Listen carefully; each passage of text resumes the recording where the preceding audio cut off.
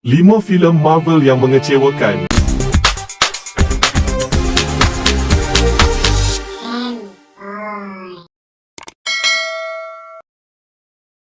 Siapa tak kenal dengan filem Marvel yang sangat terkenal di dunia? Tetapi, sudah pastilah ada di antara filem dunia sinematik Marvel yang telah terbit kurang memberikan impak pada penonton. Ada juga yang boleh dinilai sebagai satu usaha penerbit untuk mendapatkan keuntungan cepat berikutan permintaan tinggi. Tidak dapat dinafikan, secara purata dunia sinematik Marvel berjaya membawa sesuatu visi yang baru kepada industri filem dunia. Mari kita kenali 5 filem Marvel yang mengecewakan. Nombor 5, Avengers Age of Ultron.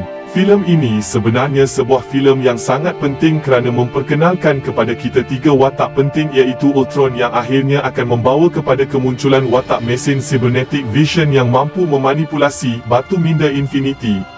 Selain daripada watak Scarlet Witch yang memainkan peranan besar dalam filem selepas filem ini. Setelah diulang beberapa kali, penulis berpendapat masalah utama filem ini sebenarnya datang daripada watak jahat Ultron yang dicipta sendiri oleh Tony Stark dengan kerjasama Bruce Banner. Sebelum hilang kawalan, mungkin juga tajuk yang diletakkan agak tidak sesuai iaitu Age of Ultron, tetapi Ultron musnah hanya dalam satu filem tanpa memainkan apa-apa peranan selepas dilahirkan. Nombor 4, Thor The Dark World. Walaupun filem pertama Thor agak kucak-kacir serta kelam kabut, sekurang-kurangnya filem itu berjaya memperkenalkan kita dengan Thor, Heimdall, Odin, Loki, negara Asgard dan hubungannya dengan bumi dalam cara yang agak berkesan.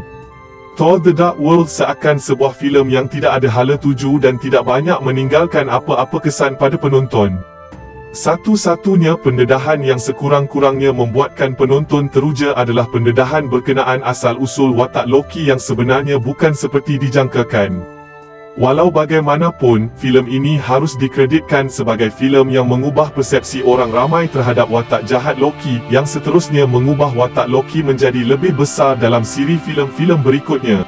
Nombor 3, Doctor Strange. Daripada segi penceritaan filem Doctor Strange ini seakan-akan sebuah filem yang dibuat berdasarkan struktur biasa iaitu hero berlagak, hadapi kesukaran, cari jalan insaf kemudian menyelamatkan keadaan. Untuk pengenalan kepada watak ini, filem ini agak berjaya tetapi segala-galanya dipaparkan dalam keadaan terdesak. Selain itu, tanggapan bagaimana mudahnya Stephen Strange diangkat menjadi Master of the Mystic Arts jauh lebih pantas berbanding pelatih lain juga menjadi persoalan. Tidak salah jika kita bandingkan perjalanan yang dilalui Stephen Strange dengan Bruce Wayne dalam Batman Begins. Kedua-duanya terpaksa berhadapan kesusahan untuk kembali bangkit, tetapi filem Batman arahan Christopher Nolan itu tampak lebih meyakinkan kita, membuatkan kita mampu merasai susah payah yang dilalui Bruce Wayne berbanding Stephen Strange. Nombor 2, Iron Man 3. Di antara ketiga-tiga filem Iron Man, filem pertamanya paling meninggalkan kesan pada kita. Yang kedua agak dan yang ketiga pula terlalu berusaha keras nak cipta impak. Apa yang paling mengecewakan kerana semua konklusi yang berlaku dalam filem ini langsung tak dibawa ke depan dalam filem-filem lain selepas itu. Apa berlaku pada janji Tony Stark kepada Pepper Potts? Apa kaitannya Tony Stark meletupkan berpuluh sut Iron Man pada kehidupannya selepas itu? Tak ada kaitan. Tidak ada berlaku sebarang perubahan pada watak-watak dalam filem ini yang dibawa ke depan. Apa yang lebih mengecewakan adalah bagaimana penulis skrip dan pengarah mempermainkan salah satu watak paling penting dalam sejarah komik Iron Man iaitu The Mandarin yang dijadikan bahan ketawa dan kelakar tanpa ada sebab musabab pun kenapa perlunya watak itu diolah sedemikian rupa. Nombor 1, Guardian of Galaxy.